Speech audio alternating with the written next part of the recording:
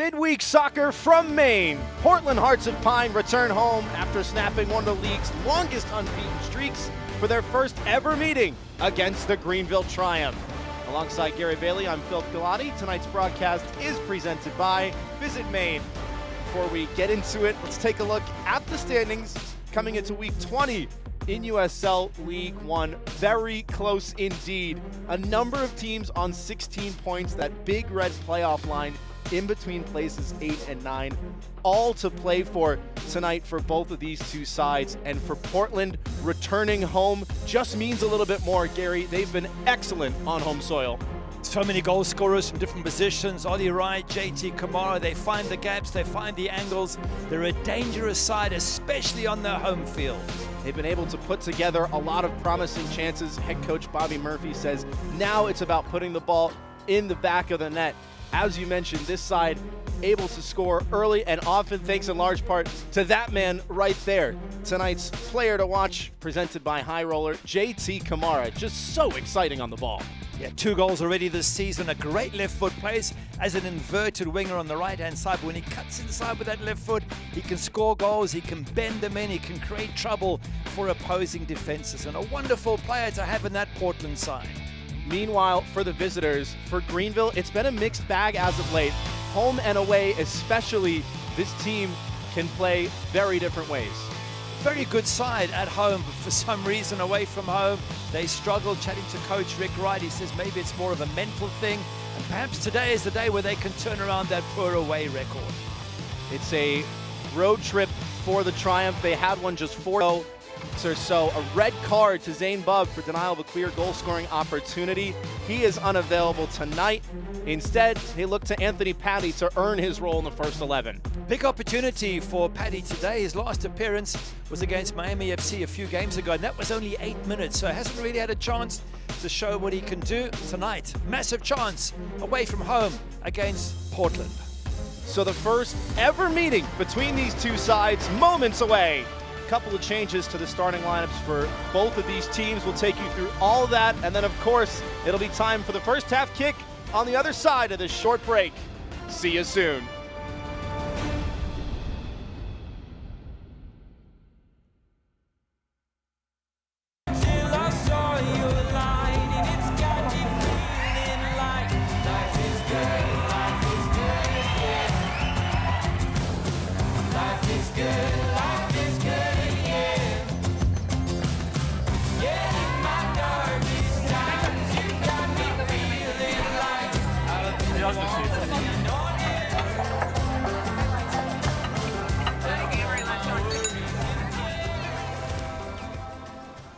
Hey. Hey. Allagash, wait for you. Can I get you a beer? Yeah. Let me give you a minute. What you thinking?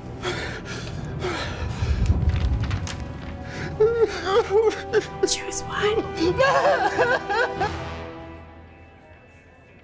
I'll go for Allagash White, too.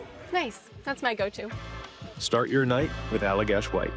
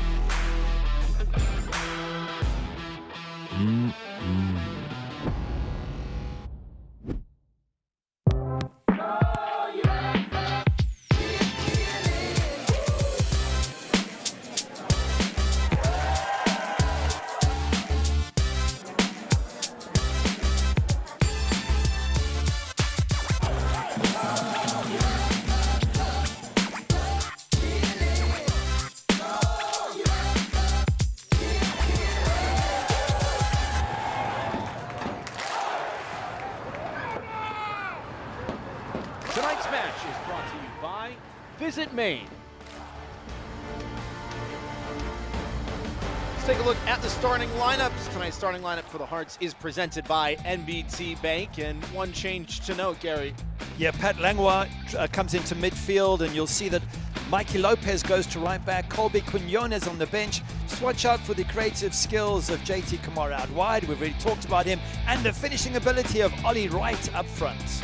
Tied for leading the team in goals with 3. Meanwhile, Leo Castro leads Greenville in scoring with 7, one of 4 players tied atop the Golden Boot race. And 3 changes for them from the side that lost at forward Madison. In comes goalkeeper Seth Torman. Surprise there for Gunter Rankenberg. Anthony Paddy, we mentioned him for the suspended Zane Bub. And Chapa Herrera, back from his own suspension, pushes Ben Sakowski to the bench. Just the second start in the league for Seth Torman. 2 assists with 7 goals for Leo Castro. A Colombian with over 18,000 minutes across 9 clubs in South Africa. A man who has been a mainstay of USL League One against the side in their first season as a club. And the first ever meeting is off and running. Portland on the right side of your screen in the navy and green. Greenville with the white tops and green shorts.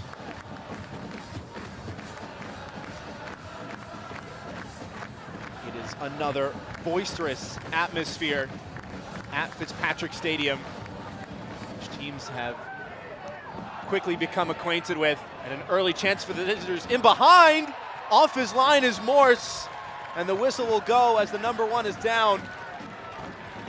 Rodrigo Robles got on the Route 1 ball, very nearly got on the score sheet in the opening minute.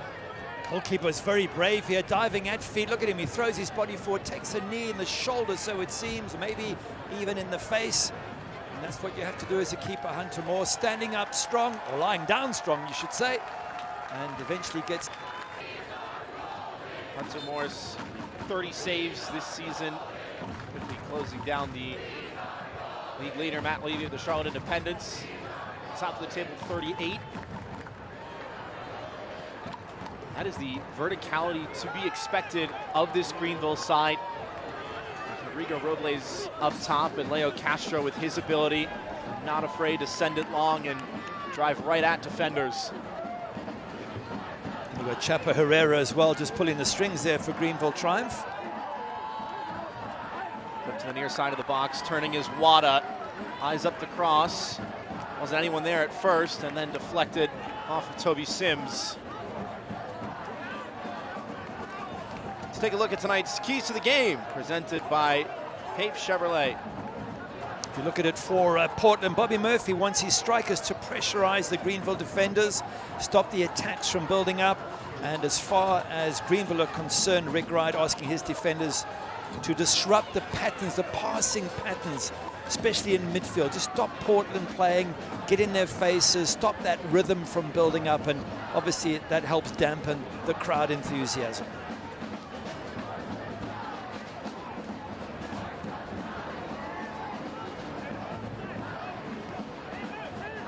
Gary, you mentioned the passing lanes. Both of these teams opting for a similar look on paper.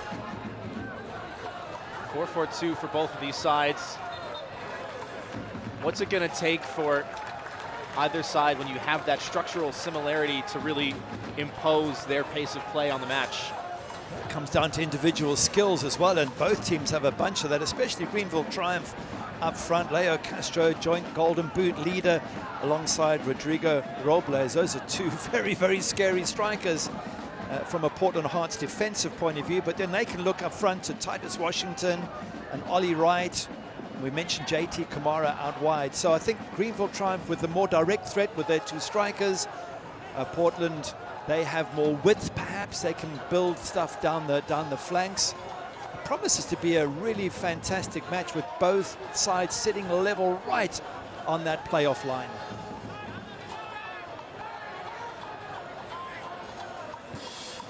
Stood up by Sims from the near side and over the frame of the goal. Toby Sims making his 7th start of the season. Signing earlier this season from Harrogate Town in England. And has been a fixture of Rick Wright's back line ever since. Player they had their eyes on for a number of seasons, spent the last 3 years across the pond. Before that, played in the USL Championship, the Pittsburgh Riverhounds. And that's a miscue from Hunter Morris. Played it behind the run of Nathan Messer, and an easy throw in to win for Greenville. Well, you were asking a moment or two ago about the strikers. I'm going to say Portland's second lowest goals scored, so they're not as effective up front. As mentioned, Leo Castro, joint Golden Boot leader for Greenville Trump, so they do seem to have the bigger threat to the visiting side. Sims with the long throw, headed on to the goalkeeper, and Hunter Morse had to make a play. Pat Langlois was defending it. Decent save from the goalkeeper. You don't expect those. You have to be on your toes. Stretches well, tips it over the crossbar. Eyes on the ball. In fact, he had to really stretch to get his fingertips to that. This corner kick is presented by Toms of Maine. First of the night goes the way of the visitors, and everybody crowding the 6-yard box. Hunter Moore struggling for breathing room. Whipped in right into the danger zone, and Morse there again. It's not a bad corner. It's coming with a lot of pace right into that area of congestion you were talking about. Hunter Morse doing really well to get a punch on that, but look at the number of bodies in front of him, and that's exactly where this ball landed. And it wasn't chipped in, it was driven in. A really, really good corner coming in. Corner kick presented by Toms of Maine, almost resembling a rugby scrum at the near post. Greenville will go again. This one floated in a little deeper, and Morris is there. It's good handling from Morse. A lot of bodies around. You can be tempted just to punch that along and not even try and catch it, but good hands there.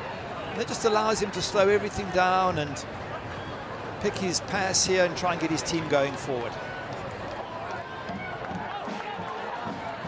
Gary, you can speak from experience the importance of a goalkeeper getting some early touches in a match just to build up confidence. He's had a few of them, Hunter Morse, hasn't he? He's come out at feet already, got himself kicked from Robles. He's had to tip one over the crossbar. He's come and taken across. He's been pretty busy compared to Seth Torman in the other goal. Kamara unable to slalom in between two defenders. Greenville will go long once again. Easy enough to read for Kamali Green.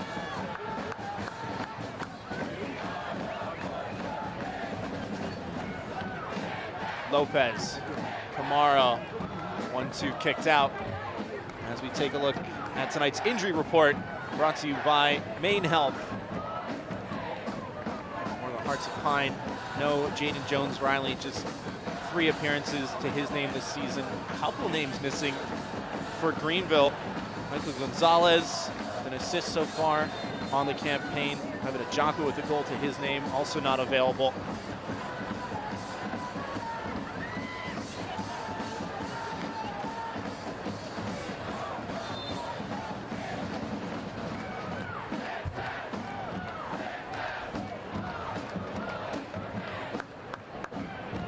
Chesky, the official tonight, and both of these sides, with the pace that they play and the physicality they play with, not going to be an easy job for the refereeing crew. And it will be a very entertaining watch.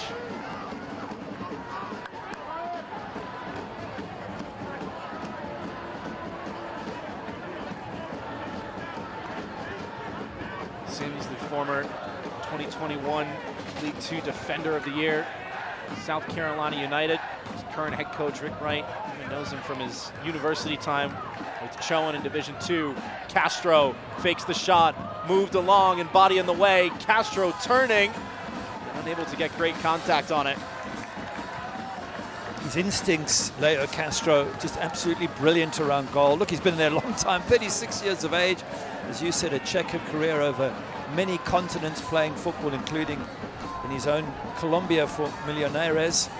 But just every time he gets the ball, he knows where the goal is and he's looking to get a shot in. If he can't, he'll lay it off. But just such a clever player, one that other players can learn so much from in League One. His instincts around goal are just top class. He had 7 goals, 2 assists for the club all of last year. He's already hit that mark in 2025. Washington searching for Wada. Instead headed out towards Mikey Lopez. Captain going short with the youngster Kamara. Greenville will step up and win it back. Promising run this, and the referee will oblige for the foul and an early caution as well. That's an unnecessary tug there by Mikey Lopez. That's exactly what they're looking for there, Greenville. As soon as he felt the tug on the ball here, as soon as he feels the tug, turns around there. Rodrigo Robles knows there's a chance he'll get the player booked, and that's exactly what happens now. Mikey Lopez has got to be very careful from now on. They've had enough red cards of their own Greenville Triumph. I guess they'll be happy to see somebody else get a red card for a change. It's number 6 of the season for Mikey Lopez. That's more than any other Hearts of Pine player. Really dead ball opportunity for Greenville. This one floated in deep and, in fact, over the head of Castro. That's the last 2 games that Greenville have had a red card. Zane Bubb against Ford Madison and Chapo Herrera the game before.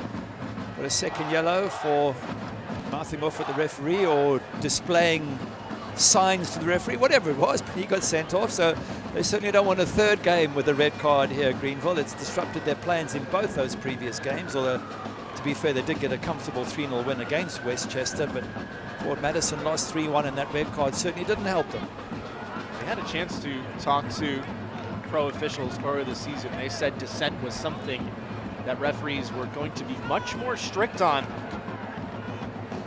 And Greenville, with that red card frustration, as you mentioned, Gary, we had a chance to speak to head coach Rick Wright about battling through with one less player and what it means for the mentality and the resolve of this squad to go out and get 3 points against Westchester.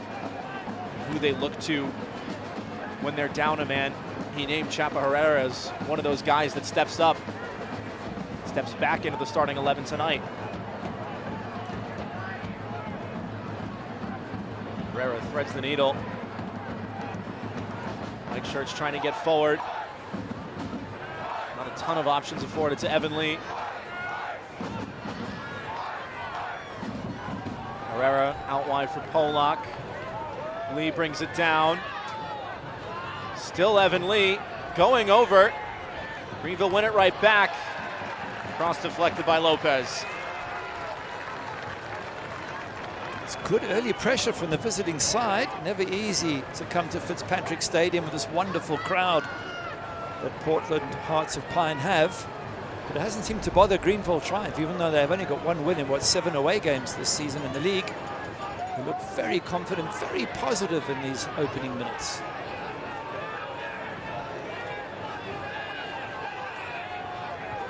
Looks like it'll be another long throw to the corner of the 6-yard box, headed on, and Morse equal to it once again. That's a good set piece there, long throw. They won the flick on it, the near post, and when you do that, opens up all sorts of opportunities. In this case, it goes safely through to Hunter Morse's hands, but it might not do next opportunity, so Portland have to be super careful from these long throws. Mobley is short, nobody made the diagonal run. Ollie Wright had the space to turn and will do so now. Scored a hat trick here at Fitzpatrick Stadium against the defending champions Union Omaha. All 3 of his league goals this season came in that match.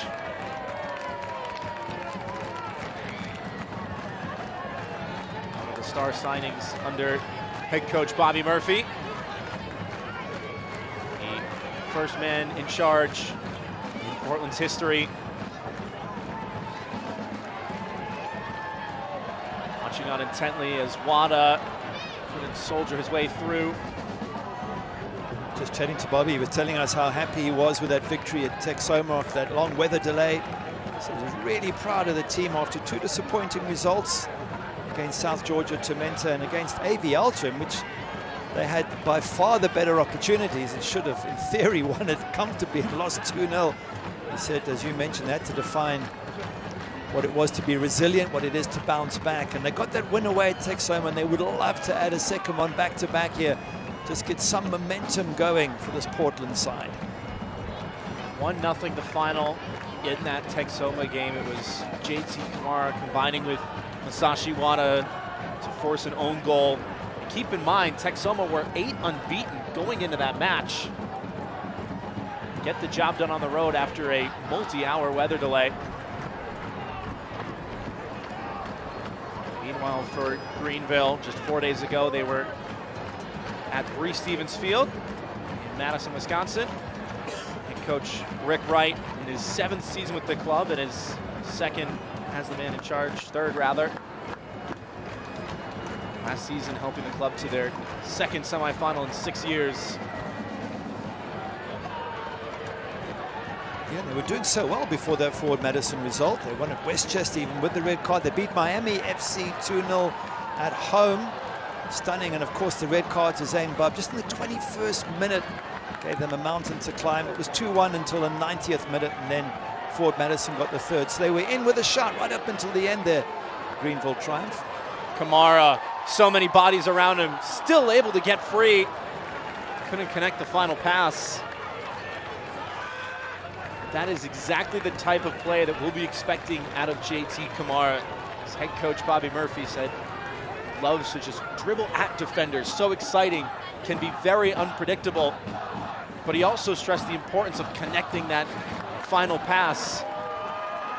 Messer into the final third. Head on a swivel, the cutback took a deflection and will bounce wide of the post. You can see Seth Torman struggling to get back to his near post. When that deflection comes off Toby Sims, the goalkeeper's going one way, watch his feet, and now he's got to come back and just try and cover that near post. Fortunately though, the deflection doesn't go into the goal, it's just wide. This corner kick is presented by Toms of Maine. We've seen a handful for the visitors, now the first for the hosts. Whipped into the top of the 6, headed straight up. Lee on the second ball. Not the best contact. Now Vinberg, wrong-footed. Sent in again, and a first touch of the ball for Seth Torman. It's worth talking about the goalkeeper. Surprised that he got his chance. I thought Gunther Rankenberger played really well last few matches, but perhaps Coach Rick Wright just, shuffling things up, making sure there's a bit of competition between the keepers. And certainly against Miami FC, Seth Torman made a couple of really good saves. So opportunity for him tonight to show what he can do and to put his name down for that #1 jersey.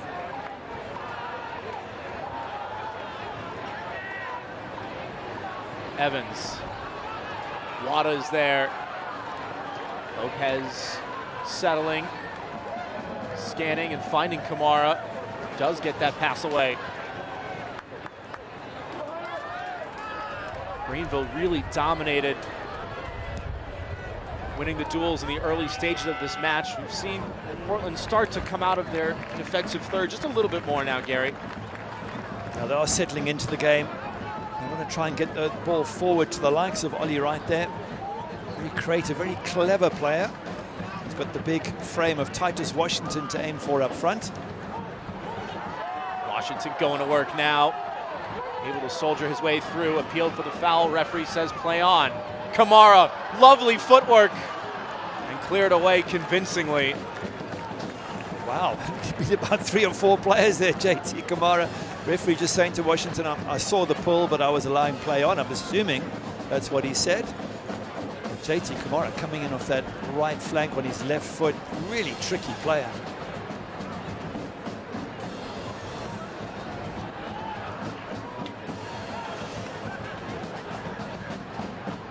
JT Kamara, just 23 years of age. Not shying down from a single challenge. Now Lopez defending on his back heels. Herrera, Evans. Wants to switch the point of attack and can't pick out Toby Sims.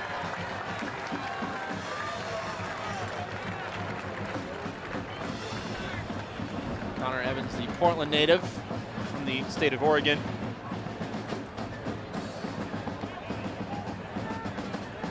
The USL on CBS kicks off July with a hot showdown in the Championship Eastern Conference. Last season's final runner-up, Rhode Island FC, takes on Northeast rival Hartford Athletic on Saturday, July 19th at 4 p.m. Eastern on CBS.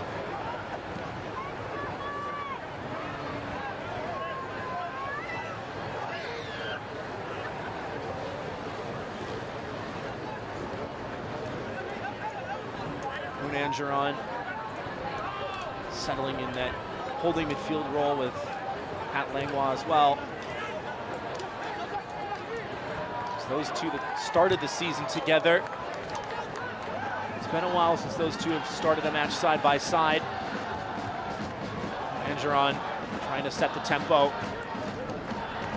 Sees Messer, who has stayed wide and whipped it in. Washington, the only man there for Portland. That's a good option, Washington. He's a big guy up front. Ball wasn't too far away from him there, from Nathan Messer. The idea was good. Just comfortable hands from Seth Torman.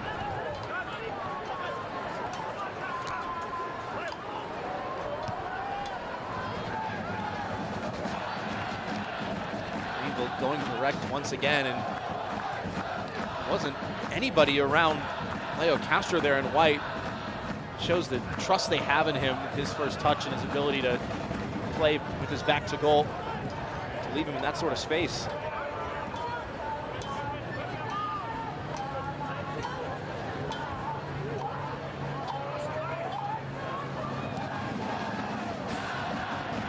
Minutes gone, the first ever meeting between these two sides. With that crowd in the background jumping up and down. What a magic atmosphere there at Fitzpatrick Stadium. I had a chance to speak to head coach Bobby Murphy earlier this week about what this team means to the city of Portland and how those seats have been filled, rain or shine or sleet or what have you. It's a beautiful night for some USL League One action here. Washington, the attacker second to it and commits a foul in the process. Yeah, we're just lunging in there, Washington. It was a great ball in, and he just, I think, catches one of the defenders on the back of his heel. It's the big number 5 there, Fricky. But you've got to go for it when the ball's put in the box in that situation there. Messer just lays it and says, come on, Washington, see if you can get in front of the defender, and he couldn't, and just catches him on the back of his heel. Brandon Fricky has been with the club since 2020, now in his second season with that captain's armband on his left bicep. Someone who his head coach, Rick Wright, told us earlier this week is having an incredible season. A number of Team of the Week selections to number 5's name. Yeah, on top of that, he's got the most passes in the USL League One, 863, and second most in clearances. So clearly a vital player playing out of the back, and a vital player in stopping chances, as we've just seen. He's named the League One Defender of the Year in his first season with Greenville, the club's Player of the Year in 2023.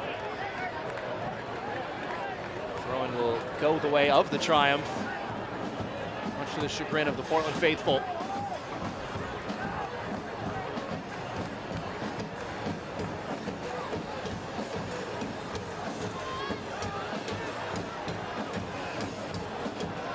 Sent forward and across his green, all the way out of the stadium. Well, if in doubt, right? The USL on ESPN2. Watch July 26th for a Jägermeister Cup matchup between Championship Club Detroit City FC and League One newcomer Westchester SC. Saturday, July 26th at 7 p.m. Eastern on ESPN2. Angeron with the challenge on the right back by Evans, who directs traffic long to Polak. Sent in, swept away. Polak once again, not that he knew much about it. Wada waiting for reinforcements. It's a great pass to find Washington, and a crunching tackle. Looked to be a clean one from Fricky.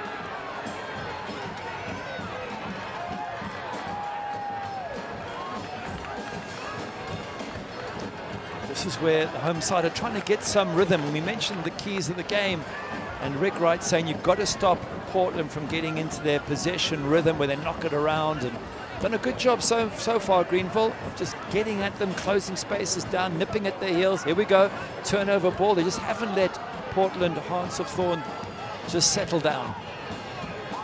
Hearts of Pine, sorry.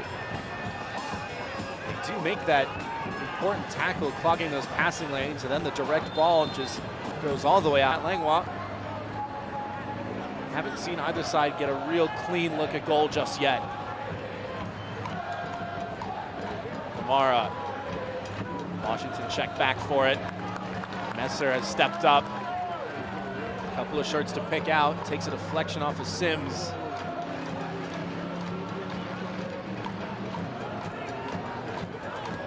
Now Greenville going to try and build a little bit. Robles with space. Right on cue, Chapa Herrera with the one-time pass that comes up empty. Didn't work that time, but you get the sense that Chapa Herrera behind Leo Castro and Rodrigo Robles is going to be a constant threat throughout this match.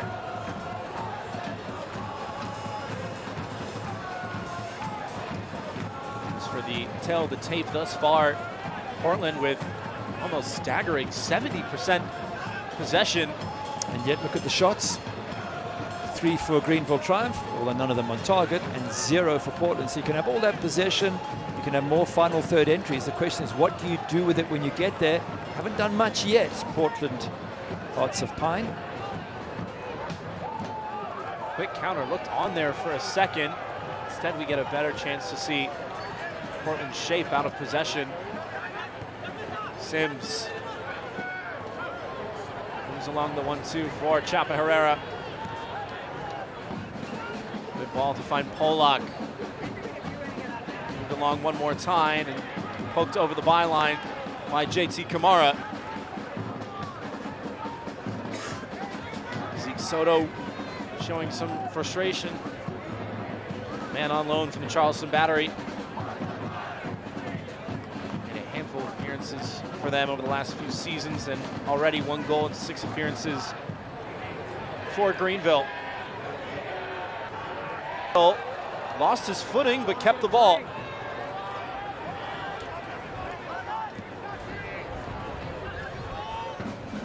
Sims has to corral the first touch. Able to win it right back. The Travella shot comes off of Castro last. It's a good effort there by Toby Sims from out wide as a right back. A little bit of skills, beats his man, cuts inside. Has a bit of an outside of the foot shot. Nothing comes from it, but creative play. And there's the outside of the foot, and just bangs it into Leo Castro. Technique was there from the outside back. Already has 1 goal on the season and an assist as well.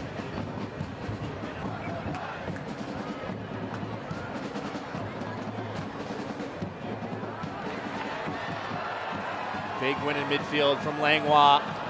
Was asking too much of Washington on the run and behind.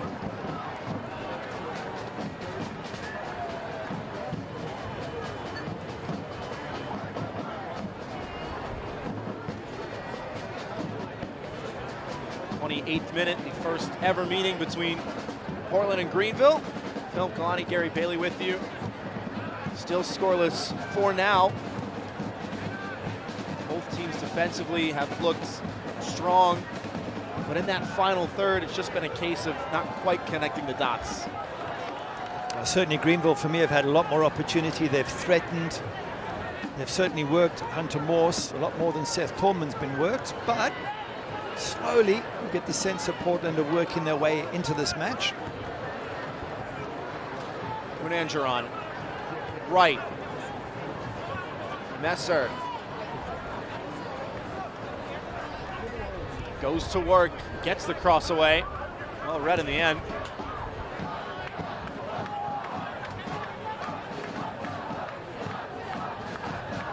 I don't think Leo Castro at 36 years of age is the ideal player to be chasing those long balls out of defense. He wants that play to his chest so he can bring it down and control it. Messer brings it down into the 18-yard box. Washington was there, wide open, less than 6 yards out. Kamara got it stuck for a second. It does trickle out for a goal kick. Wow, that was a chance that Portland had been waiting for. Nathan Messer does so well here, and he puts it right there for Titus Washington to finish. I don't know if he was trying to control it. To me, it's just a side foot in the back of the net. You don't need to control it. It seemed like he was trying to bring it down and then score. You didn't need to. You're only 4 or 5 yards out. Bang it in the back of the net. What a chance there for Hearts of Pine.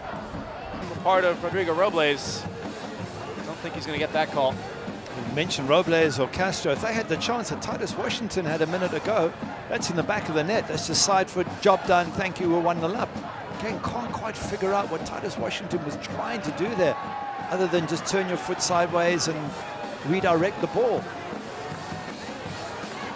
Messer sees right on the prowl, and a big challenge on the part of Brandon Fricke. There's a few people in the crowd, they're just ducking and diving for cover. That ball came flying at them in those front row seats. Thankfully off the advertising boards. Those front row seats. Thankfully off the advertising boards. Langlois. Vinberg. Brunandron has dropped back in support, trying to shape one forward for Messer. Portland slowly creeping into the final third.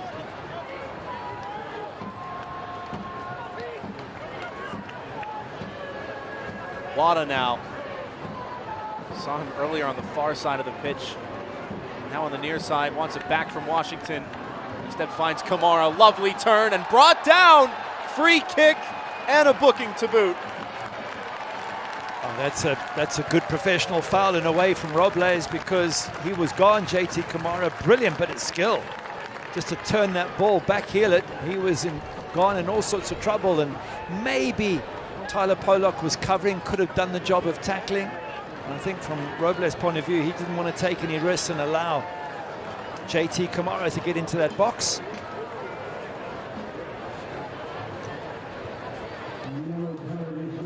Yellow card to Rigo Robles, brought to you by the law offices of Joe Bornstein. Again, JT Kamara's skills there, just to turn on a dime, and he was away. Such a clever little player. Not the biggest frame either to make that turn. Very difficult. And he's standing over the free kick he won with right to his left. Right to his left. There it is. I got you. He's naturally left-footed, is JT Kamara, so he can bend this over the wall into the near side post. Ollie Wright can go the opposite direction into the far side, so Seth Tallman must just do what he must do, which is watch his side of the goal and then react to whatever happens. Kamara will go for it. Right down Main Street. Torman with two strong hands to it. Tallman was in a good position, and I think JT Kamara perhaps thought the goalkeeper might try and sneak across. He didn't go over the wall, he went round it. The goalkeeper was in the correct position. Castro with the flick. Brunandron with the shoulder. Evans didn't offer much protest.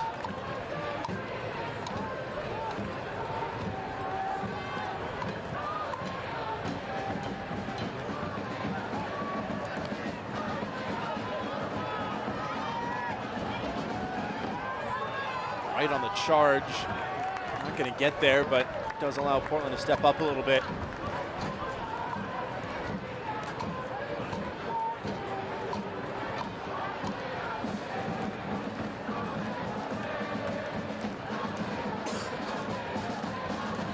Soccer season is here, and SeatGeek is the official ticketing partner of the USL. Get all your USL tickets and more from the #1 ticketing site, SeatGeek, your ticket to great seats.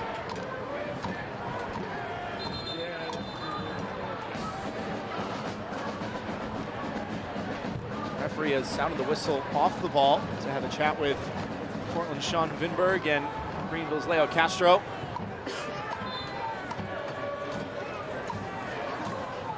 Two veterans of this league. Not going to give each other an inch to breathe.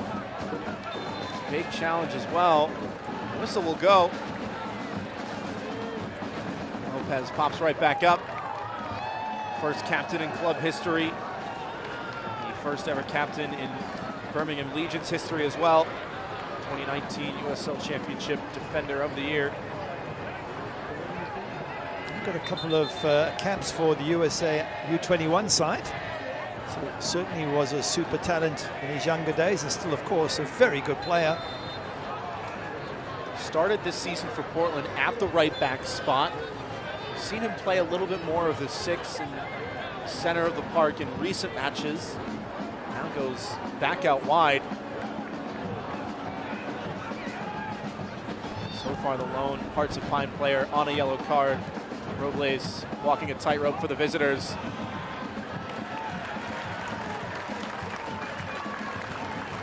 Marley Green there, quick player at the back, just had the acceleration to get to the ball first and clear the danger. Green, the 24-year-old, born and raised in Kingston, played his college ball with Temple, now making his 9th start tonight. Another Toby Sims long throw.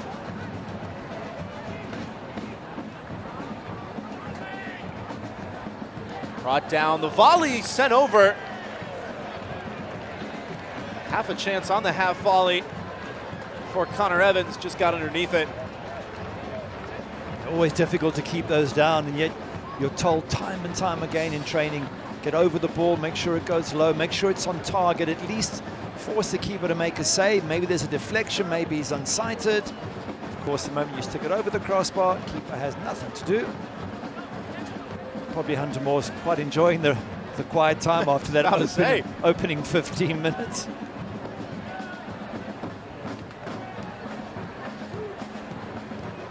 Gary, as a goalkeeper, is it ever a struggle in terms of when you have 30-plus minutes without having to make a save, in terms of staying switched on and getting ready for the next chance? Very much so, and it's an important part of being a goalkeeper. Generally, you stay in the match by just shouting at your defenders. 9 times out of 10, they can't hear you, but it keeps you active, it keeps you part of the game, but it is a crucial part, especially if you're in a good side.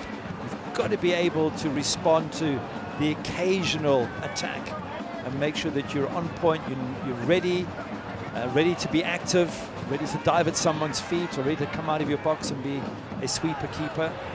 And that means that you're constantly in this match mentally. Someone whom his head coach, Bobby Murphy, says totally trusts in his team to play through as well. Emblematic of the modern goalkeeper, someone who can not only stop chances, but start them as well. He was named to the Team of the Week, Hunter Morse, in week 19. On the same side, Wada and Ollie Wright were also named on the bench, so it was some sort of positive pat on the back for that excellent win at Texoma away from home for Portland.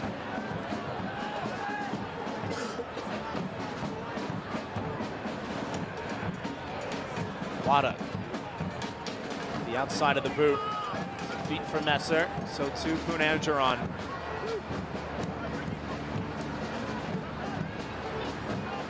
Right with Evan Lee to his back, and didn't draw him as far out of position as maybe he was hoping to.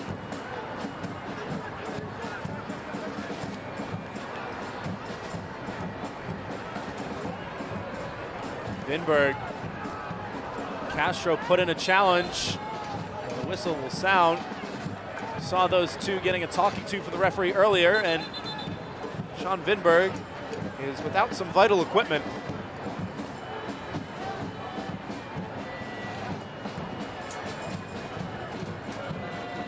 Maybe forgot to double knot it this time. As you say, he's had a couple of bumps and bruises there at the back, Sean Vinberg, and referee no doubt keeping a very close eye on some of the contact.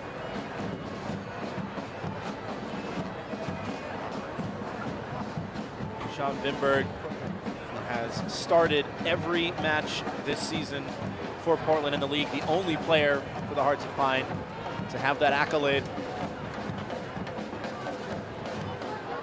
He's part of a very, very good defense. 3rd lowest number of goals conceded and 14. Only problem for Hearts of Pine is that they've got the 2nd lowest number of goals scored in 14. So yes, defensively they're tight, but they're not as creative as they are. They're not finding the back of the net, and I think Titus Washington's chance, another example of where they're just not taking good opportunities and finding the back of the net, and that's obviously been a frustration for Coach Bobby Murphy. Coach Murphy telling us earlier this week, as you mentioned a little earlier, Gary, that AV Alta game, this team is creating those chances. Their XG has been very high for the stat aficionados out there. The only stat that makes the money at the end of the night is the scoreline. Yeah, they had a ton of chances, 2.57 XG. That's 2.5 goals versus half a goal for Avialta, and you lose 2-0. Lovely little sequence. Messer brought down. Sims claiming he got the ball, and he did. Big time challenge, and may have the battle scar to show for it tomorrow, Toby Sims. Such a threat down that side there, Messer. So good at getting down the flank and crossing balls. Corner kicks presented by Toms of Maine. This one taken short. Messer wrong foots his mark. Moves it along for right and slices across it.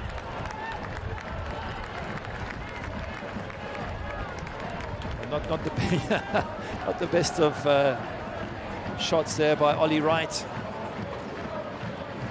Messer causes so many problems. Second most crosses in the USL 1. Nathan Messer, 99 coming into this game. Puts a ton of crosses into the box, and yet they have one of the lowest goals scored records. So clearly the balls are getting into dangerous positions. They're not able to finish them off. And Bobby Murphy, when he chatted to us, just said there's been so many matches where, like the Avialta one you mentioned, where the XG is high but they don't score.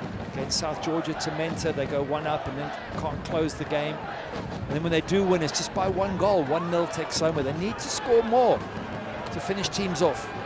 Right, Messer, those two linking up once again. And a great cross that had Seth Torman scrambling.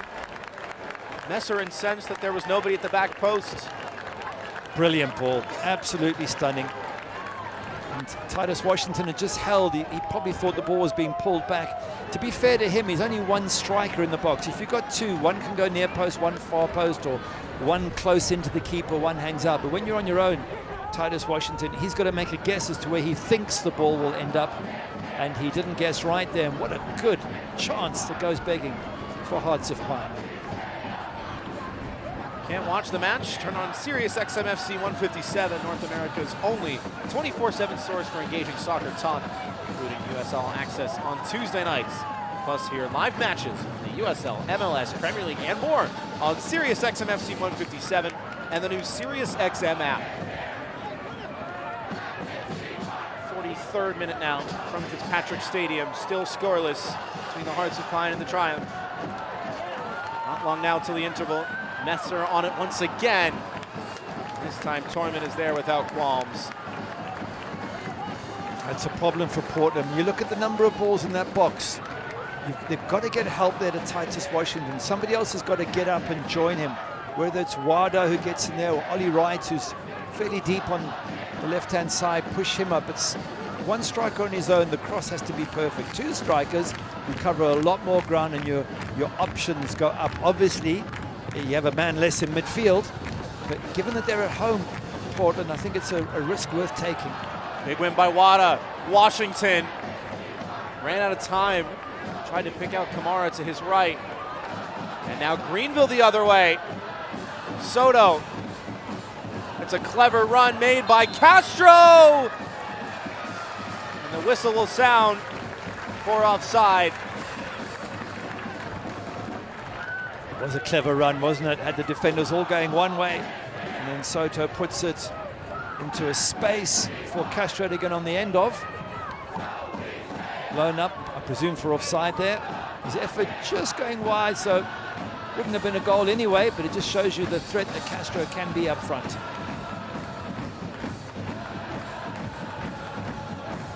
Castro with a number of trophies in his cabinet.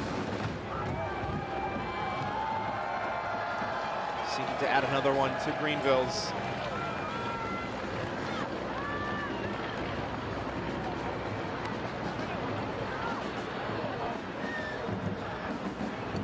Angeron trying to release Kamara, who's gonna get there. Stops it on a dime. Low cross headed away. Wright will settle. Ollie Wright still going. Very well defended. Danger still present for the visitors. First of 2 minutes at a minimum of stoppage time presented by Visit Maine. Wada allowed it to run, and Fricky with the heads-up play to come across and cover. That's better from Portland. Now they're playing through their midfield a bit more, using these skillful players they've got. so many of them that are good on the ball. JT Kamara, Sashi Wada, Ollie Wright, three very, very clever touch players.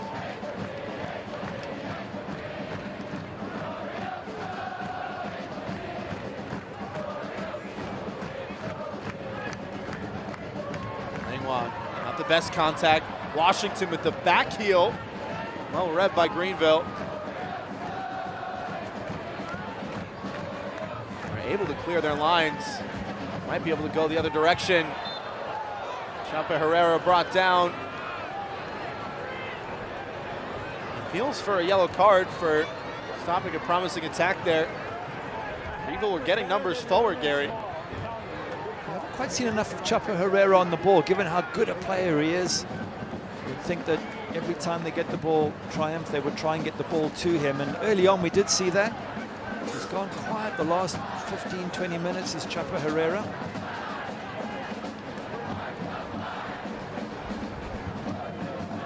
Lovely move. Pollock is there, skips by the challenge. Tyler Pollock into the middle, and the DeCanio volley from Connor Evans. And scraped wide of the post. I'm not quite sure if he was trying to pass that ball on Connor Evans or have a shot. I think it's more. I'm going to go for the pass as the best option there. It didn't seem like he was anywhere close to the goal. But either way, opportunity lost.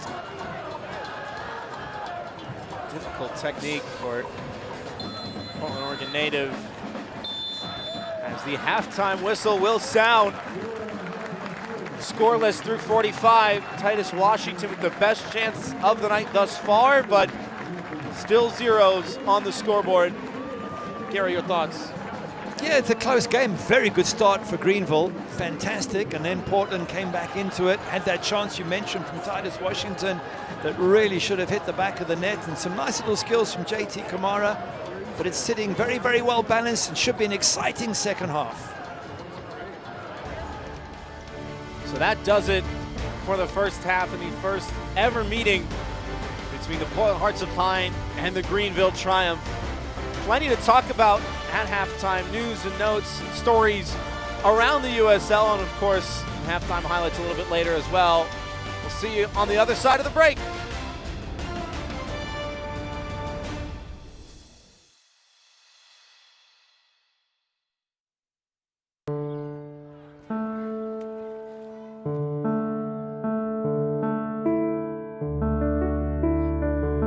Sounds low.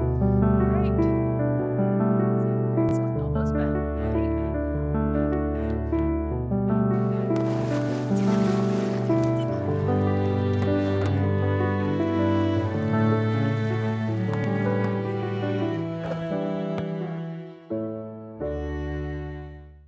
Most homeowners have it somewhere in their house. It's that one bad window. It's drafty, or maybe it sticks or leaks. You'd love to replace it, but think, no company is coming out for just one lousy window. And truthfully, most companies won't. But we're Renewal by Andersen, and we'll replace just one window. Call Renewal by Andersen today for a free window and door diagnosis. 207-804-4500.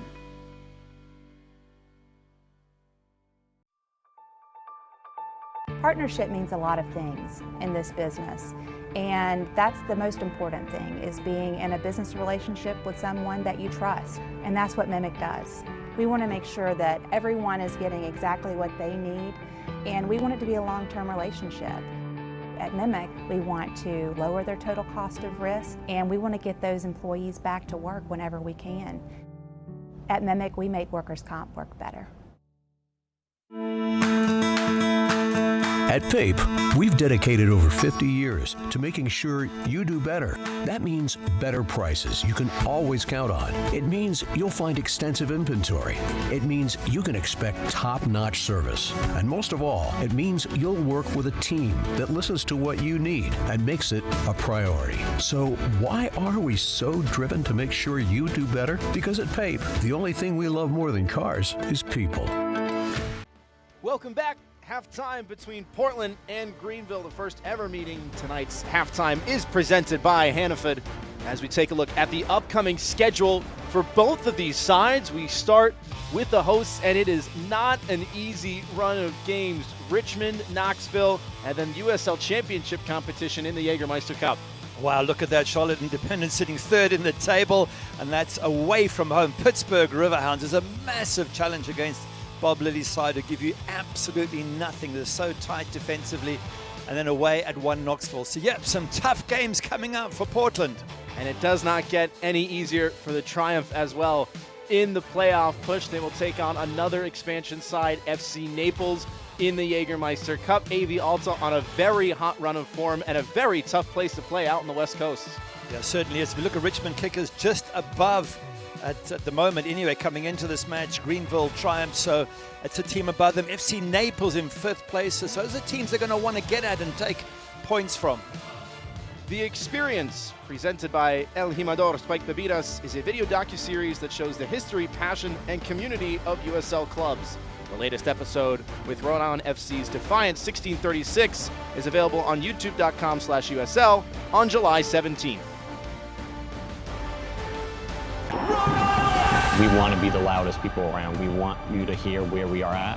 Oh, what a goal! No one thought we would do what we did against Louisville. We were hot, we were clicking, we were scoring goals. Even after the whistle blew and they were champions, forget about it. Raise your scarves, we kept playing. I don't think I've heard a louder scream from a group of people than we did that night. That's the important thing about this group. They never stop loving their team.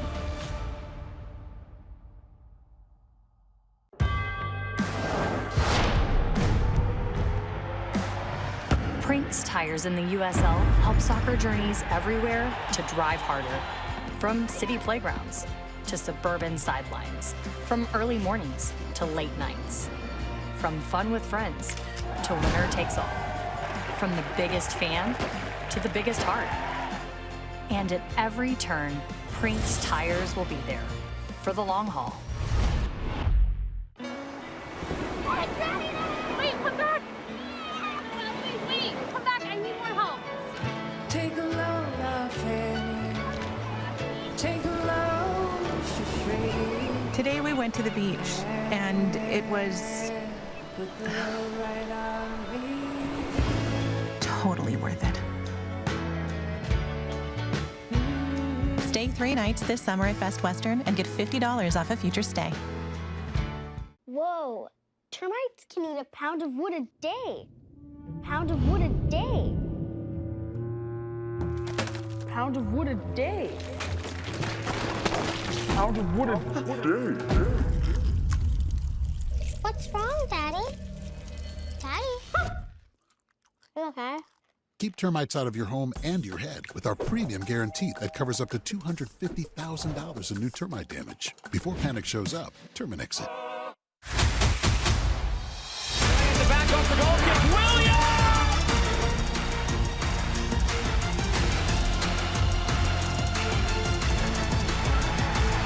And Molina in the box, keeper's out, he scores!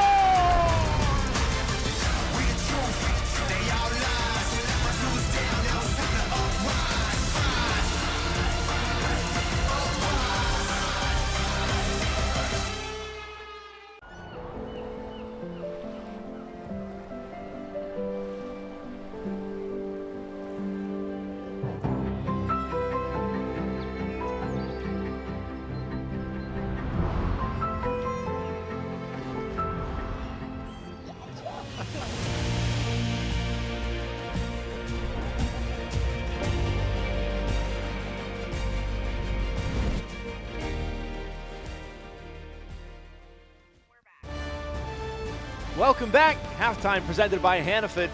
Portland and Greenville scoreless through 45.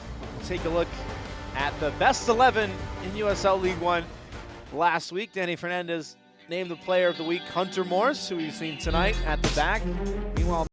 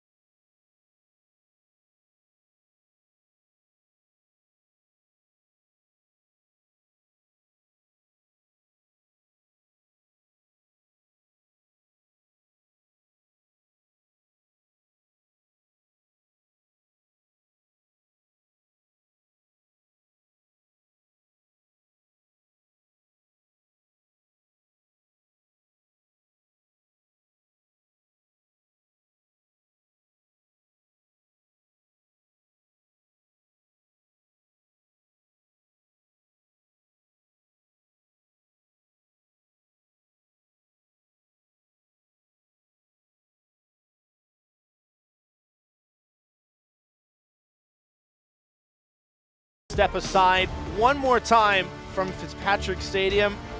When we come back, we'll take you through the first half highlights, the stats, and then the second half will get underway. See you soon.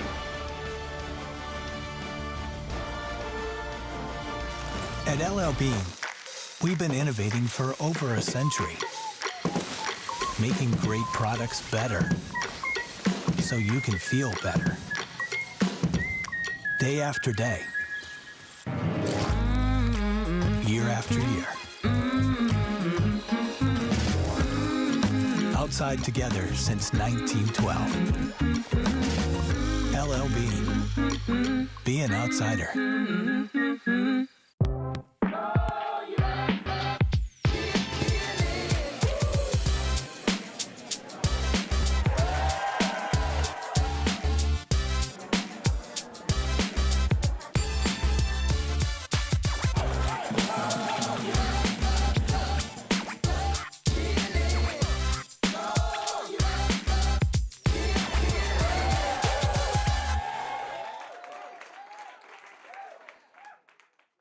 I'm David Libby, President and CEO of Town & Country Federal Credit Union.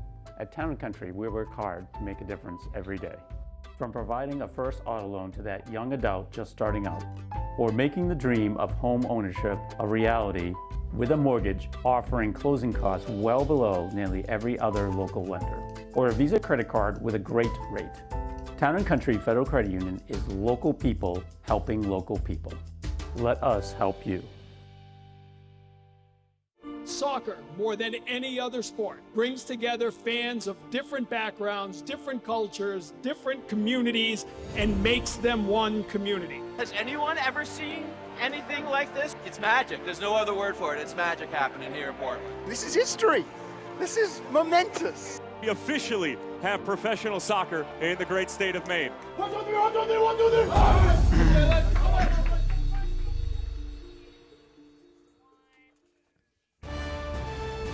Tonight's halftime is presented by Allagash. First half highlights coming your way, presented by the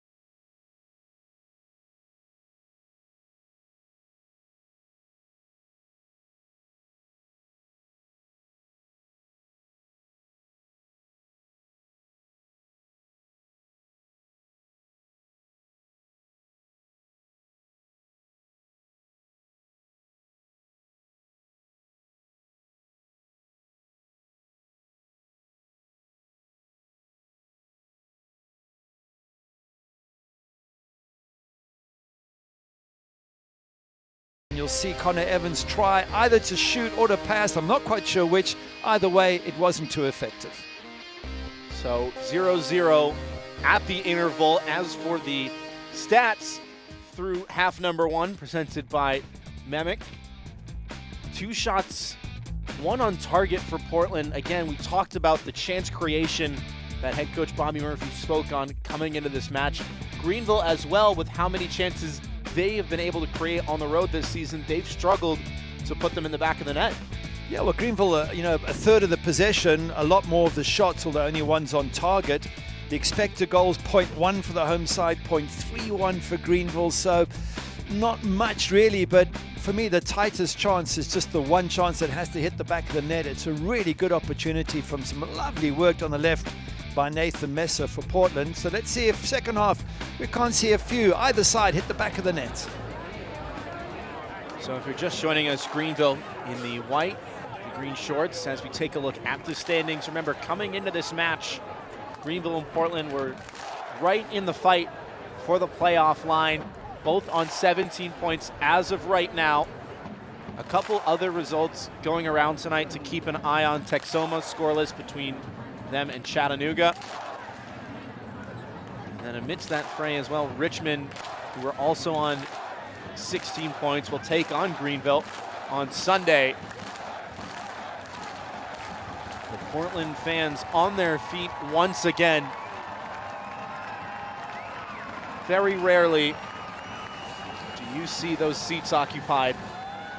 Everyone is standing for their hearts.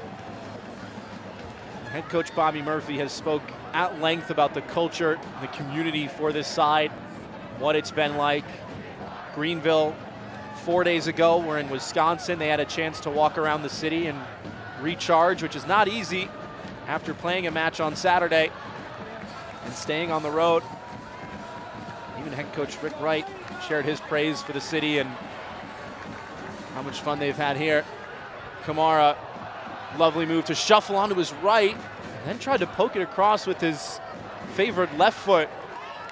23-year-old has been so exciting to watch through 45 minutes. Oh, hasn't he just? Another fantastic move from him. Clipped into the box and off the post. Ollie Wright arriving at the back stick. The cross looping over. Took a deflection off the defender. And the number 10 for the hosts rattles the frame of the goal. Greenville go forward now. So I was going to say, another great chance there for the home side. A good ball from Titus Washington. Does well to get the ball in there. It loops at the back. Ollie Wright connects perfectly. He kicks the boarding at the back because so close to the opening goal. That's two great chances now. They've had one for Titus Washington and one for Ollie Wright. Unlucky for Portland Hearts of Pine. Corner kick presented by Toms of Maine. 4 corners for the visitors thus far tonight, 2 for the hosts. Sent to the back post, first 2 at Kamali Green. Settled by Chapa Herrera, who skips by 1. Sent in again, allowed to bounce. Robles gets a second opportunity and fires it wide. Head and hands for Greenville's number 9. That is such a good chance for Robles. Ball comes in and somehow the defenders all missing it. Rebounds for him perfectly. Goes for that far post. And he knows that if he just gets it accurate, it's a certain goal because there's no one in the way. Their goalkeeper's at the near post and he just pulls that ball a touch. What a good chance for Robles. Must be said, for the first 2.5 minutes of the second half, both teams with a shout at their best chance of the game thus far. I think we've seen more in 2 minutes than we saw probably in the whole first half. The first half was very tight, a couple of little half chances, nearly an own goal early on by Pat Langlois and a missed shot by Titus Washington. Other than that, there wasn't much. Already here, great turn. Even the skills from JT Kamara a minute or 2 ago, absolutely brilliant. And those skills have been exciting to watch all night long. It's just the final piece of the puzzle that's been missing. Right to the byline, ran out of real estate. Torman was all over it anyhow.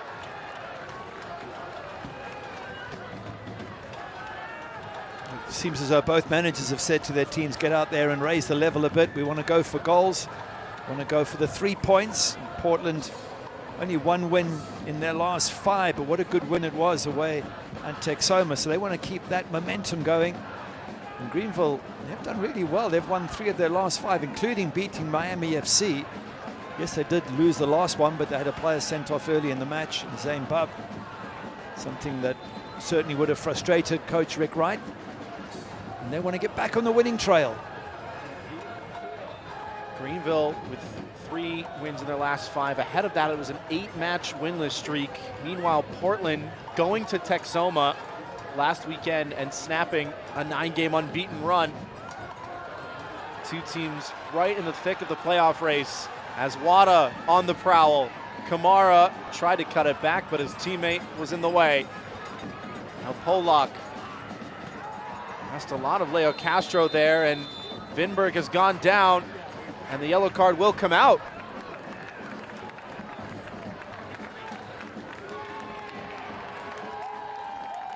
Yellow card brought to you by the law offices of Joe Bornstein, as now a second Greenville player is booked in their big man up top. It's both their players up top now, Castro and Robles on yellows. I did feel he was going for the ball. Let's see how late he was. Oh, there was nothing nasty about it. He was genuinely going for the ball. It's one of those. Maybe it's because he's done it a few times. Maybe the referee said, look, that's not the first time. And the third or fourth, and therefore the yellow card. I didn't see much in it. Certainly a foul, yes, and a free kick, but yellow card, I have to just say it's for continued infringement. Have to check the referee's report after the match to see if persistent infringement is the call, as those two clash heads once again, and Castro this time going down and winning the free kick. Mikey Lopez on a yellow, so he's got to be a touch careful with those sort of tackles.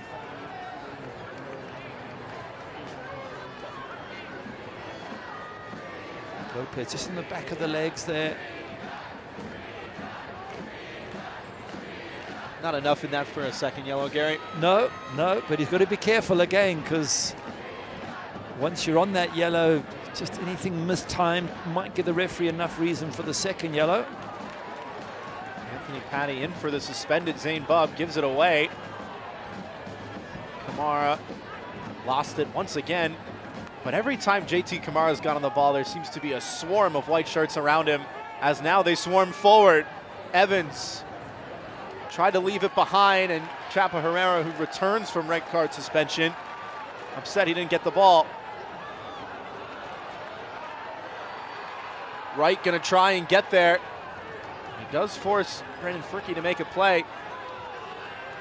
Torman nearly got caught out as Titus Washington stepped forward, and the Portland fans showing their support for the high press.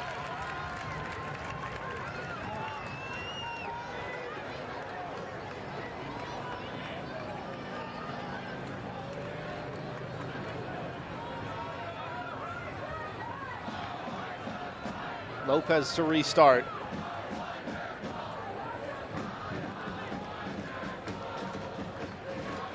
Pollock intercepting, Angeron settling. Still great support in the background there for Portland. You can hear the fans singing.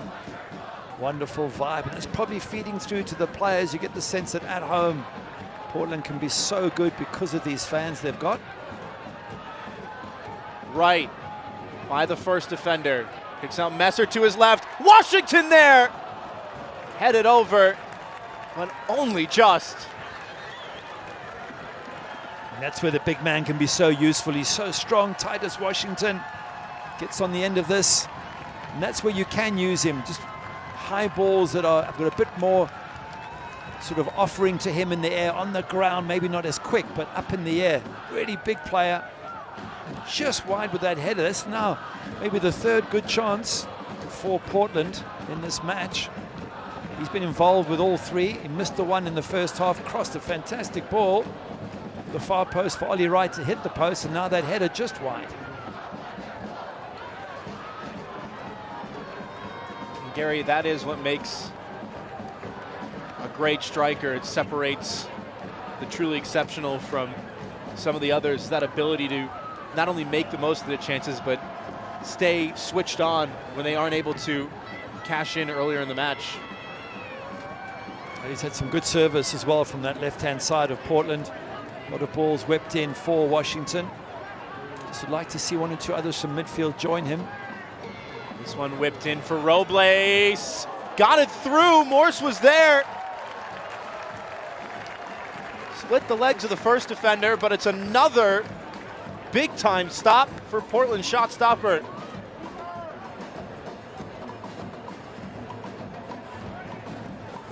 Good save, isn't it?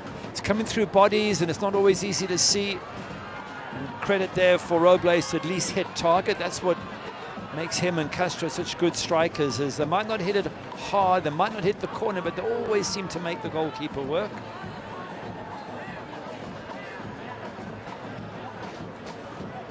Second half really starting to open up here. Both sides seem to have found their shooting boots, as Wada is bundled over, and the referee will oblige with the free kick.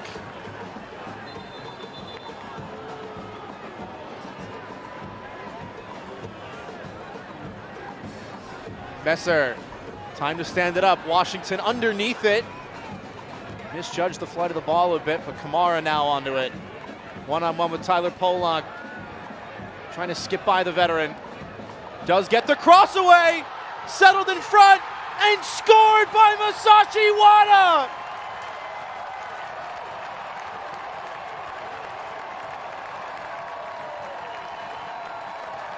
Masashi Wada on hand to make the most of the opportunity, and Portland goes crazy. Well, it's been due, hasn't it? There's been a couple of chances already in the second half for Portland. They've hit the post. They've had a header just go wide, and eventually it finds the back of the net. Bit of a scramble in the goals. JT Kamara once again. Clever little feet out wide. Look at those skills. Gets that cross, and there's a header. Bounces all over the place, and eventually falls for Wada. The header initially coming there from Angeron. And again, it's the skill out wide. There's Angeron's header, just drops, and then Wada says, thank you very much. I'll stick that one in the back of the net. And I think that's fair enough. They've had the chances, they've been threatening, and now the home crowd have something to support.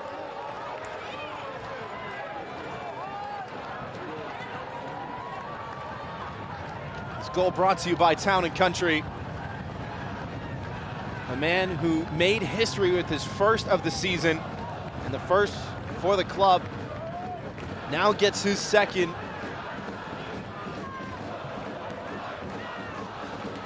Yokohama, Japan native. Wasn't on head coach Bobby Murphy's radar at first, but very quickly has become a key part of the side as Washington's try will trickle in.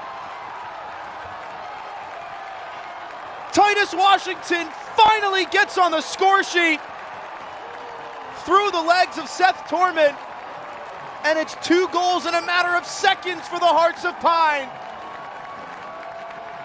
Absolute delight for Titus Washington and for the crowd, but poor Seth Torment. It's a straightforward save. He's probably thinking of where he's going to throw it to before it even arrives. Titus hasn't hit it that well.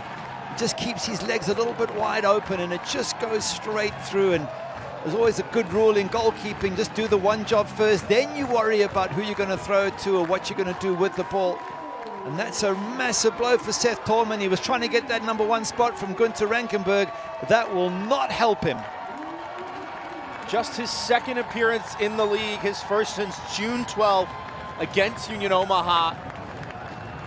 And one he will want to soon forget.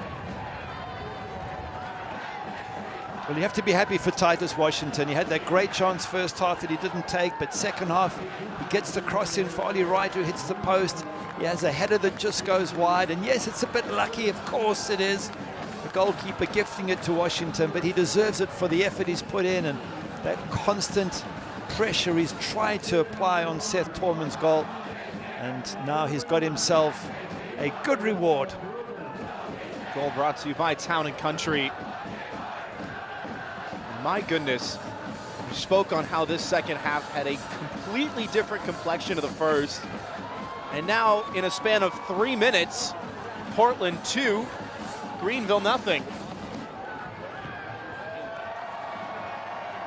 Head coach Rick Wright going to his bench after conceding twice. Siobhan Marsh into the fray in place of Rodrigo Robles. Substitution brought to you by $3 Dewey's, the first of the night. I don't think it'll be the last. You've got Papa Mensah on the bench as well. He can be useful. Carlos and Giano. This one allowed to settle in front and cleared away. Another scramble off a set piece. Sims wants it into space, and Messer read it. Messer just trying to relieve the pressure. Big boot down the pitch, and why not? I'm just saying there's going to be more changes coming on for the away side. Ben Zakowski could be another option as Bobby Murphy just looks on. Got to be happy with what's happened in the last few minutes. Now the question is, can they hold on to this, Portland? How do they counter-attack? How do they catch Greenville triumph and maybe get a third on the counter-attack? Mikey Lopez sportingly helped back to his feet by the official and by Sean Vinberg. Captain on a booking, hobbling it off. speaking of subs, there's a couple of subs that Bobby Murphy can look to, especially as his midfield start to tire. He's got the likes of Walter Varela, Evan Southern, Natty James, Shandon Wright. There's a few there, even Colby Quinones, who was in the match, the one change from the last match. All options just to bring them on, probably with the job of closing the game out at 2-0. You mentioned the strength that Portland has had this season at home. It's going to be very difficult to play through the environment at Fitzpatrick Stadium now. Greenville trying to do just that. Not a convincing clearance, but eventually away from danger. When the Hearts of Pine score first, they do tend to see it out.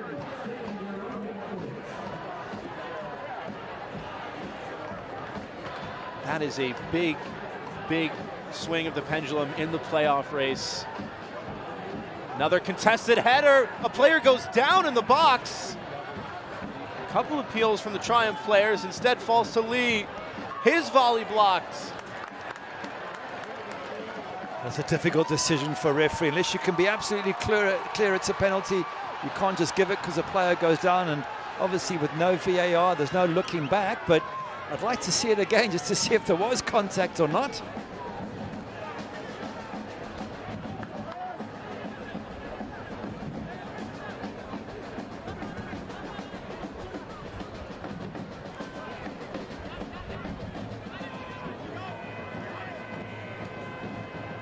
Pollock. Marsh off the bench. Second in scoring last year with current second place Chattanooga. Lead in their match against Texoma, and that has changed the table a little bit. Herrera gets it right back.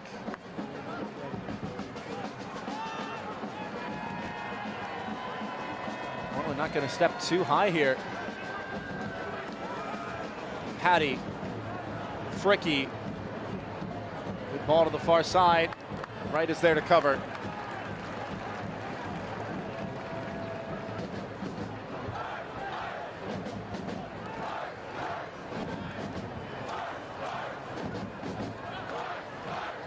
Marsh, Kamara put the pressure on. Fricky will go direct. It's a great ball, but a poor first touch on the part of Toby Sims. Let's have a look at this again, this penalty. There's a swing. I don't see enough. Even on that replay, I don't see enough. There was a big swing there from Kamali Green. I didn't see the contact. And to your point, there wasn't a big shout out from the Greenville players, so I don't think they were convinced either.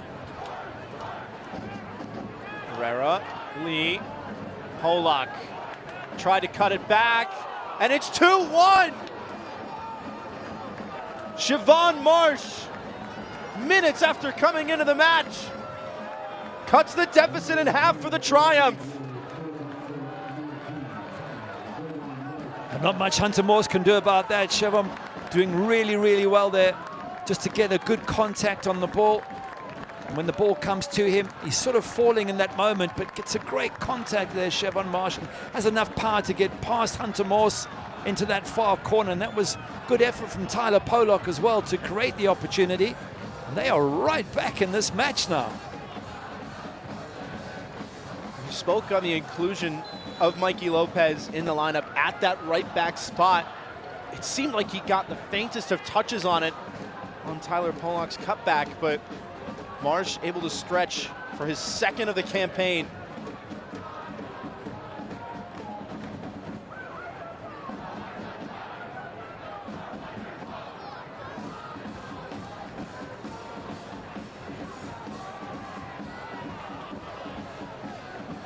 Mentioned earlier some of the results around the league, and there has been some movement around the playoff line. Both of these teams came into tonight on 16 points with Richmond, who don't play until Sunday.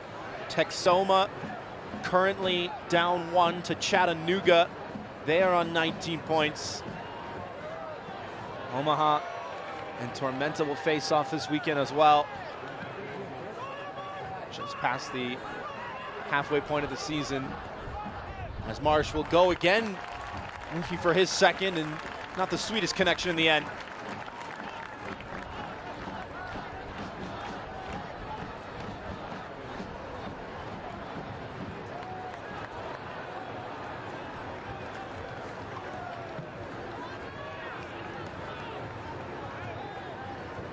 That may be the first time that Portland have gone above the playoff line this season.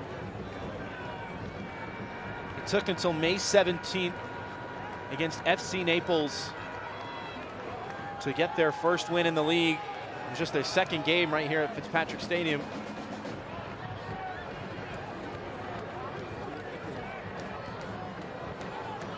And now Marsh in behind once again.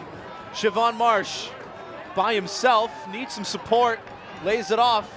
Evans one more time, and right away from danger with some force.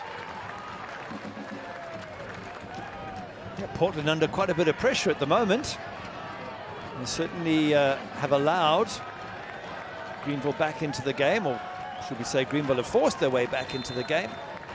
And really it makes it a one-goal game. It's so tight, but it's been a tough one for Greenville. We were chatting to Rick Wright, and he says that he feels they've been snake bit. He says we've had all these sendings off, one in each of the last 2 games. He said we've got someone who's joint Golden Boot leader in Leo Castro, and we've got players who've created the most chances in the whole USL 1, Connor Evans, and yet still we're below the playoff line. Bobby Murphy has gone to his bench and made a double change. Substitutions brought to you by $3 Deweys. Walter Varela slots in up top for JT Kamara. Meanwhile, Colby Quinones will go onto the pitch at that right back spot.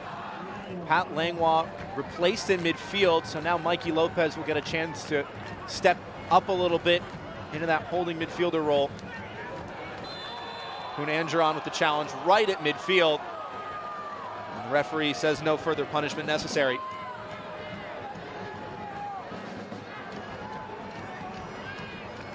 The USL and CBS kicks off July with the hot showdown in the Championship Eastern Conference.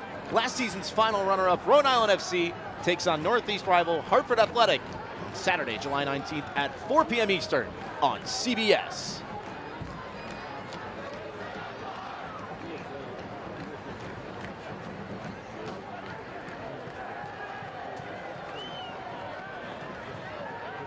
First ever meeting between these two sides. Masashi Wada scored the first in the 55th. 2 minutes later, Titus Washington added the second. And Siobhan Marsh came into the match after that goal and scored 5 minutes later to make it 2-1. Lee headed on once again. Vinberg with the clearance.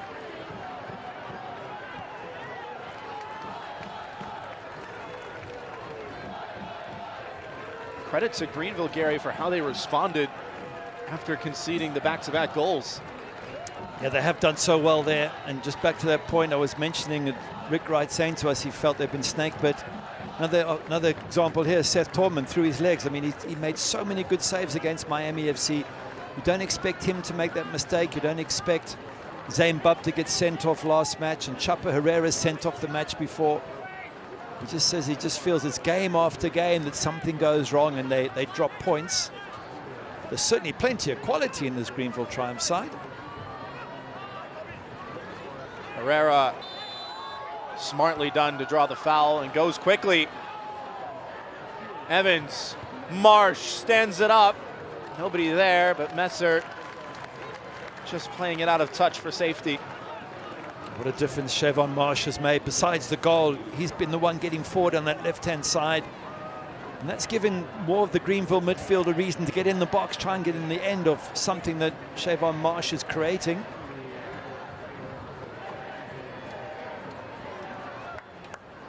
Corner kick presented by Toms of Maine. 70th minute from Fitzpatrick Stadium. 6th corner of the night for Greenville, compared to 2 for Portland, and the referee will stop this one as a couple players were in the mix right at the top of the 18-yard box. Castro went down. It's good refereeing just to settle the tempers a bit, manage the game, especially with a handful of players on a booking. It's a dark art to the game, isn't it? It's set pieces, and without VAR, it's very difficult for a referee to see exactly what's going on. And keep an eye on the players. Is this one an outswinger? Castro with the header. Got a good look. Recycled now with Zeke Soto. Herrera trying to clip it in, and it's too deep in the end. Hunter Morris off his line quickly. That's good goalkeeping, nice, solid, confident. Just to take some pressure off his team. They've been under the hammer the last 5 or 10 minutes. And so he's just pushing them up, saying, okay, let's knock this ball long. Let's try and play in our opponent's half for a while. Meanwhile, if you're Seth Torman, Gary, what does it take to get your confidence back? You would know from your playing days in terms of responding after a miscue like that. I had a few of them. We all do as goalkeepers. And when you make a mistake, you just have to get on. It's one of the hardest things about goalkeeping. As a striker, you make a mistake, you'll get another chance perhaps. But as a keeper, you've just got to focus on the next thing you do and make sure you don't try too hard and make a second mistake. You don't want to come rushing out for a ball that's not yours or try and make up. There's no making up, just do your job. You have to hold your hands up in the locker room after the game and you move on to the next match. It's just part of why being a goalkeeper is such a tough position, but I always tell parents of young kids, it's also a position that grows you mentally, gets you used to taking pressure and having to own up to your own faults. So I still think it's a great position, but it's not an easy one. Not at all. Just the second appearance of the season for Seth Torman in his first year in League One. Won the Nisa Golden Glove last year with the LA Force.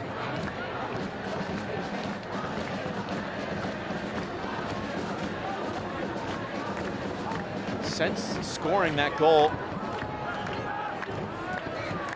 almost 10 minutes ago, Greenville have really stayed in the driver's seat here. They go forward again with their goal scorer, Marsh. Back onto his right. To the top of the key. Headed back in front. Green is there. Pollock back down. Falls to Marsh again. Too many bodies in the way. The volley sent very high.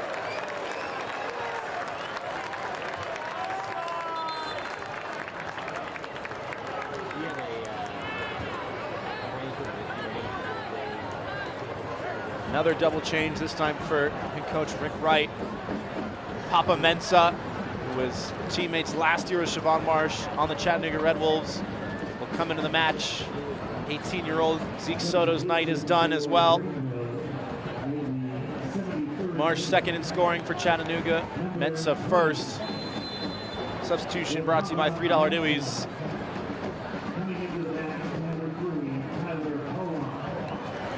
DJ Benson as well.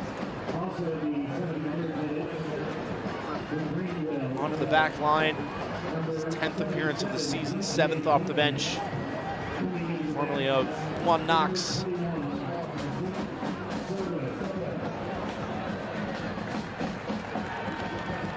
Coach Rick Wright told us a little bit about that partnership between Papa Mensah and Siobhan Marsh. Now that they've started to find their footing in the system, demands that Greenville has, how they want to play. What's important here for Portland is if Greenville are going to throw extra numbers forward, you've got to catch them on the counter-attack. Silly yellow being given away here. The referee has caught the scuffle before it can progress. Masashi Wada is booked.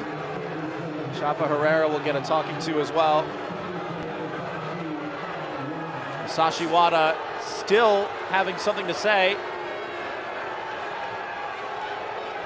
And judged to delay the restart there. Couldn't see just how much he delayed it, but anyway, just don't get involved. You're 2-1 up. And that's exactly what Greenville would want from the Portland players. Pick up yellow cards, get involved in a bit of pushing and shoving. I was going to make the point, if you're Portland and you're 2-1 up and Greenville start throwing numbers forward, you've got to try and catch them on the counter-attack, especially with the pace and skills of the likes of Ollie Wright to see if you can get that third one and give you that 2-goal cushion again. So yes, you're defending if you're Portland, but you've always got half an eye on that quick transition. That is in fact the first yellow card this season for Masashi Wada. There are a number of players with at least 3 for Portland. He's the only one with 1. eFootball is here. Live your dream, rep your team, and play as your favorite USL Championship club. eFootball is free to play. Download now.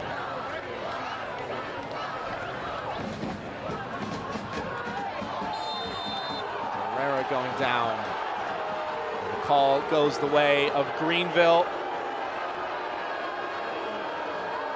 And it is a noticeable cacophony. Look at the fans just in the front row with their arms up saying, really? Come on, ref. I love the fan participation here at Fitzpatrick Stadium. I'm going to put this down on my sort of bucket list of a ground to go and watch a match live, because it looks like they have so much fun there. Coach Bobby Murphy has spoken at length about what it's like having the fans here and how special this club is, how he'll get stopped going out for pizza or in the grocery store, and even head coach Rick Wright had so many things to say about the city and how the players were able to go to the lighthouse or recharge, just take in the natural beauty of the city. And some save as well. Another really good save from Hunter Morse. And now Wada in a foot race. Sim's gonna get there first. My goodness, he is quick.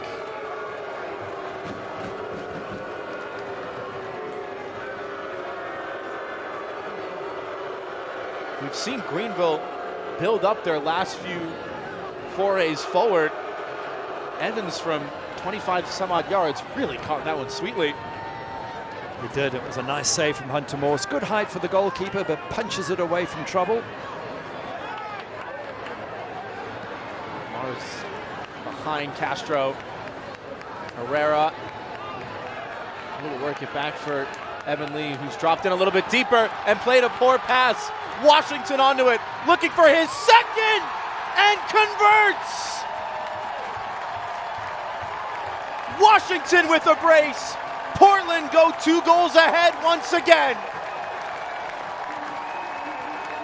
Delight from the crowd, and that's exactly the way Portland needed to play it. In transition, look for that opportunity to get that sort of extra cushion goal, and now they've got it. The crowd are delighted, but it was a bit of an error there from Greenville, that pass going astray that lets Washington get away as he dances and he takes all the joy from the crowd. But have a look here, that's a misplaced pass. Washington just goes straight for goal. Just wonder if Fricky could have got some sort of tackle in here. He slows down as if to wait to see what Washington's going to do instead of a sliding tackle. But the error was the bad pass that put Washington through. They've been punished. Yes, he missed a chance first half, but wow, has he made up for it second half. Titus Washington. We had a chance to speak to head coach Bobby Murphy earlier this week. He spoke on the work that Titus Washington has put in. By not to have a couple goals in their most recent outings, only a few inches away from a hat trick against AV Alta. Hasn't gotten the reward that he deserves, and tonight has stolen the show. Doubt he's thinking much about that chance in the first half anymore. No, well, as long as you score from other chances, you can write that off. Here they go again. Right. Poon Andron with the tackle in midfield. He's continued his run. Washington on a hat trick! And it's over the bar.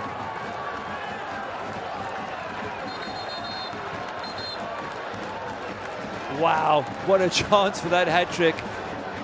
He's got to get that ball down. It's the same in the first half. It's the simple chances that he's not taking. He does all the hard work. He puts the opponents under pressure. But those are the ones you've got to find the back of the net. If he could do that, he could be some player. Credit to Seth Torma as well. Stayed big and took away the angle. It would have been the second hat trick in club history. Ollie Wright with the first, and played a great pass in behind.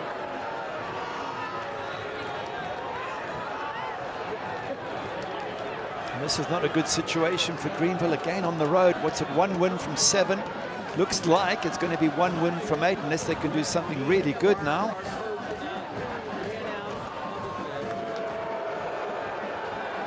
Sent in, sent away once again. Washington tried to burn Fricky for pace. Captain not fooled. And just back to that point about being snake bitten. They've had a bad error from Seth Torman for the 2nd goal. They've given away a pass at the back for the 3rd goal. Their players sent off in the last 2 matches before this one. And back to poor old Rick Wright's comment that they just don't seem to be able to get a break, do Greenville Triumph. Into the final 10 minutes of regulation. Portland trying to hang on to another 2-goal cushion. Sashi Wada, who scored the first tonight, will take a spot on the bench.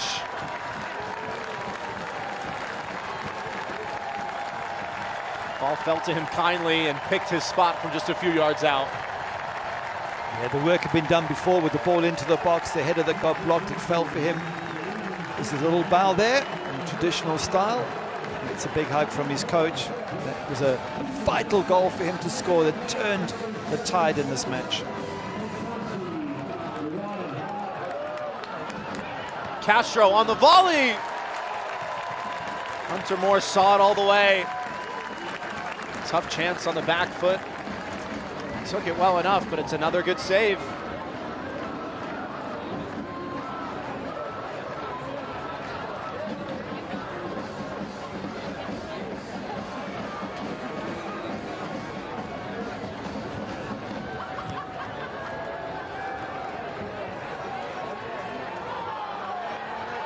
Acrobatic clearance, doesn't connect, and then defender brought down.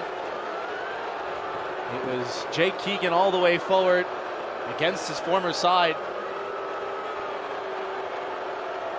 The 3rd highest goal scorer in League One history. Bagged quite a few of them with his time at Greenville.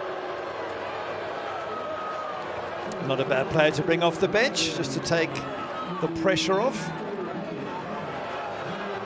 Right on cue, another substitute run off the bench, this time Ben Zakowski on for Evan Lee. Substitutions brought to you by $3 Dewey's. Zakowski. Marsh. Overhit it.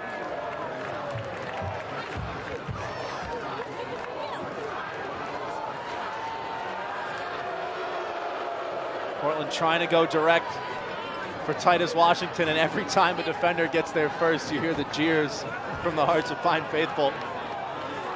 Just willing their striker onto a hat trick.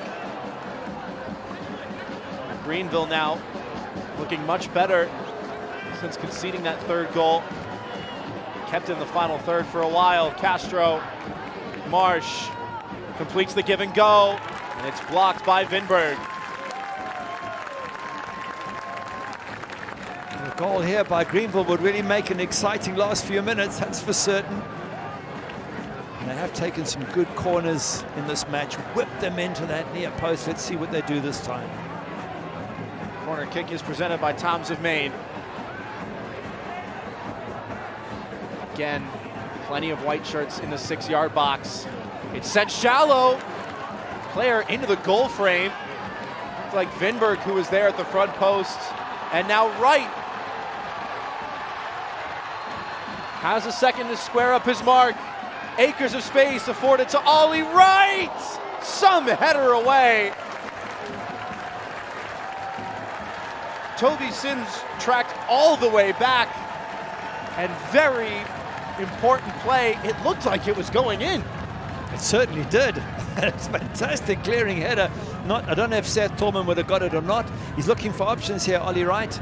Decides to go himself. I think the goalkeeper was already covering that side of the goal. If you look at his dive there, he seems to be covering it. Nonetheless, great defending from Toby Sims.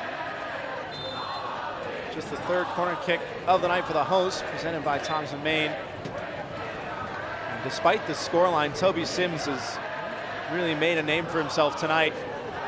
Shown why he deserved to be brought to the side.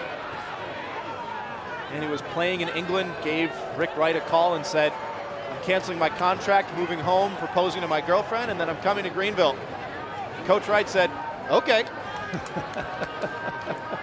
He's been there ever since and has played nearly every minute since joining earlier this season. Did she accept the proposal? I think so. Just curious. Happy days for him then, newlywed and with a very good side. A side though that does seem to struggle on the road for some reason. That's something that Rick Wright's going to have to try and figure out. Whistle sounds. Quinones holding the select ball, the official match ball supplier of the USL Championship. From the Academy to the big league, Select is there every step of the way.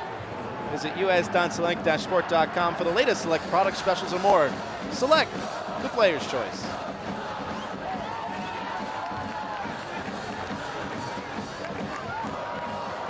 Varela now trying to charge it down, forces Fricky to make a play.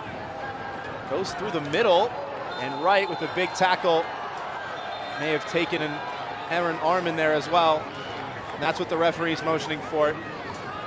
Any suspected upper body injury is an immediate stoppage for the laws of the game. Well, I'm assuming he did get hit, Ollie Wright, but if he didn't, it's a very clever thing to do, just to slow the game down at a crucial point.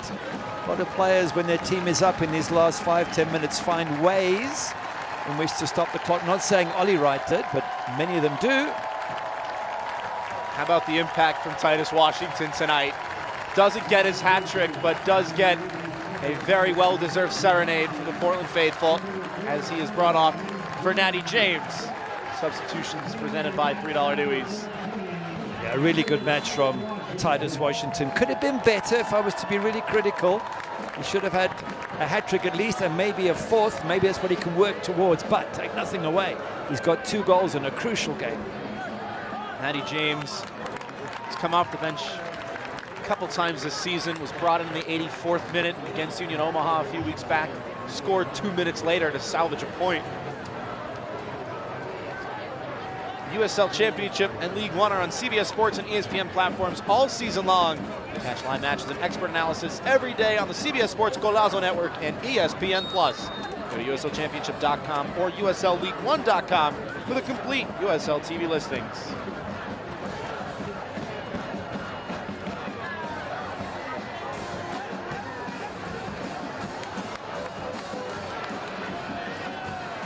'88th minute from Fitzpatrick Stadium. A couple other matches just kicking off around the league. One Knoxville 1-0 over AB Alta. Chattanooga leading Texoma. Spokane 2-1 over Westchester. Forward Madison and Charlotte kicked off just a few minutes ago as well. And a very busy Wednesday night in USL League One. Plenty of action to keep you entertained after this one. This one far from over, especially with this free kick. Chances running out now for Greenville. They've got to try and take this one to give themselves a chance of leaving with at least a point. What a difference the second half has been to the first half. We had to struggle to find any highlights at halftime. It was 1, maybe 2. There's been a dozen already in this second half. It's been absolutely fantastic. Not long now. Evans on the free kick. It's a good delivery. It's headed wide. Some real venom on that one, and it goes out for a corner kick. Won by Anthony Patty. Another corner kick. Everyone's been whipped in at the near post. Let's see what they do this time. Corner kick presented by Toms of Maine. And it does go to the near post again, and Natty James, fresh off the bench, is going to get onto it. Acres of real estate for Natty James to seal it for Portland. James gets it stuck under his foot, still alive, and Tormund with a huge stop. 50+ yards, all by his lonesome Natty James, and couldn't ice it. Wow. Wow. Was that too much time? But in the end, he needed to hit it early. He tried to dribble his way round and opportunity lost. Unnecessary risk to take at the back, even though you're chasing the game. You can't take those risks. Pickpocket it, but was worth the shot, and then allows time for the defender to get back, and then even there, just dribbles straight into Seth Torman. What a chance for Natty James. Fortunately for him, they have a 2-goal lead. If it was just a 1-goal lead, I'm sure his teammates would have had something harsh to say to him. Right, given a yellow card. Taking down an attacker on the charge. Another free kick, another good delivery, another header, it's off the crossbar. Castro connecting, denied by a fraction. Wow, another great chance. Oh man, this could be really, it's exciting. This is end to end, chance after chance, one end and the other. And that just shows you how good Leo Castro is. It's a beautiful header, gets well behind it, powers it. And just the crossbar saving Hunter Morse. Stoppage time presented by Visit Maine. There's plenty of time for Greenville, and especially in the last 10 minutes or so, they may feel very unlucky to not have a second. Well, they're also unlucky not to have conceded a fourth, so I guess it works both ways. Sims sliding in. James got the inside lane. Rick Wright up in arms. Have a look at this header coming in from Leo Castro. Gets up, really twists his neck, aims it. He knows exactly where he wants to put it, just a little bit too high. But he gets clear of his marker and absolutely thuds that against the crossbar. Portland in no hurry to take this free kick. The referee will give a yellow card to Hunter Morse for time wasting.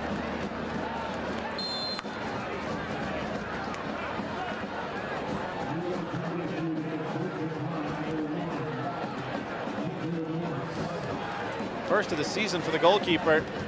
Varela is ready to challenge, couldn't fight for it. Now Zakowski in the space for Mensah. Able to win the throw, and no! Instead, it came off of him last.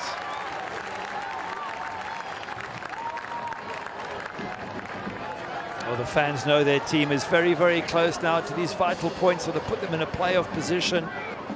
And for Greenville, yet another game on the road that's not going their way. And more snake bites, if you want to put it that way, more bad goals given away, goalkeeper errors, defender errors. You take those away, they could have very well taken something from this match. Shot deflected and right at Morris in the end. It was Rapapa Mensah. Substitute creating on the near side. Didn't get the cleanest look, but still had some power behind it.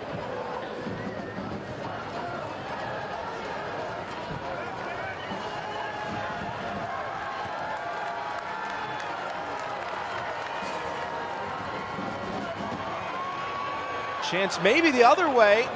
Fell to the foot of Jake Keegan. He wriggled free against his former side. Taken very quickly now into the final minute of the 4 out of minimum. Patty has gone the distance tonight in just his second start of the campaign. Evans to the back post. And over everybody.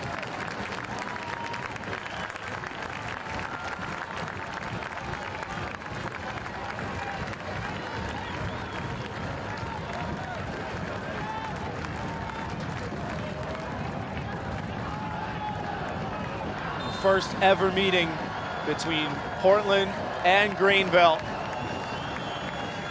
Seconds away from being brought to a close. Right, ready to celebrate. The fans on their feet. We won't have to wait much longer now. And there it is. Portland bounced back into the win column and above the playoff line. Titus Washington, the hero, as his brace propels the Hearts of Pine over the Triumph. Good performance by Bobby Murphy's side. You get a 2-goal cushion as well. Question marks for Greenville. Triumph on the road, they still struggle. And it's self-inflicted. Error by Seth Torman for 1 goal. Misplaced pass for another. A little bit unlucky hitting the crossbar with headers. But just Greenville Triumph cannot do it on the road. But Portland Hearts of Pine, what a performance. And what a wonderful crowd to enjoy the performance. They go home happy tonight. They were treated to some play this. In fact, tonight's play of the match presented by LL Bean, and it was Titus Washington bearing down on goal, and nobody was going to stop him. Takes it really well. Just a misplaced pass, and just thought Brandon Freaky might have been able to get a toe in there, but it was Evan Lee's pass that went astray. That's just pressure they put on, and they got their just rewards for that pressure. A man of the match worthy performance, and gets the honors presented by Trellis. Had been waiting for his first goal in quite some time, and makes it a double on home soil.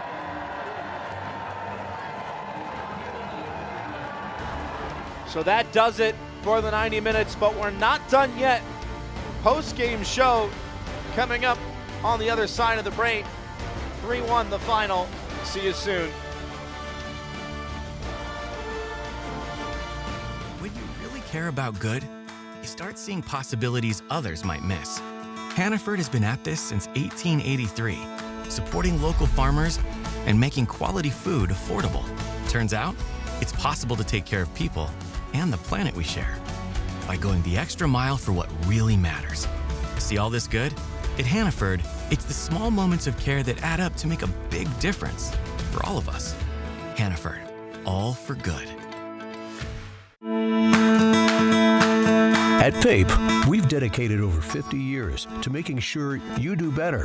That means better prices you can always count on. It means you'll find extensive inventory.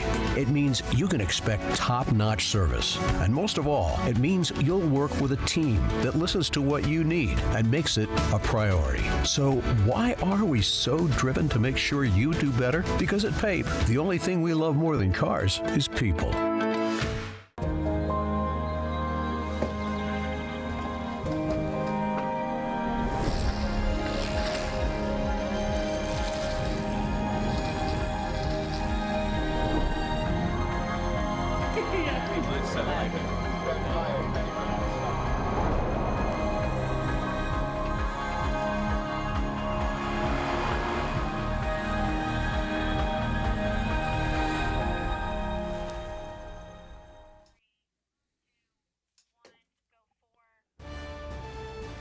First ever meeting between Portland and Greenville ends with a final score of 3-1. Brought to you by Apres. The fans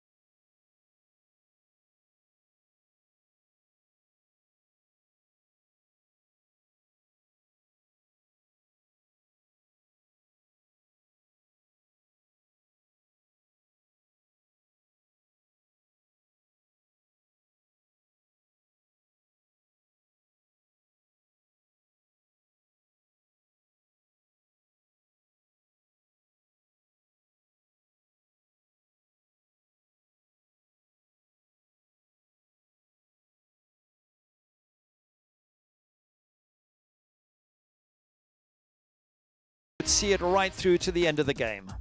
Tonight's match stats presented by Renewal by Anderson. A completely different look from the first half when both teams only had a couple shots.